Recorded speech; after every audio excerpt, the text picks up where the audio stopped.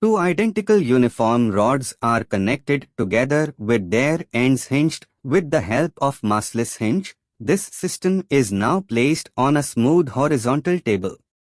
A constant force is applied at the end of a rod as shown. Hinge is not fixed on the table. Find the reaction force acting on the hinge at the initial instant.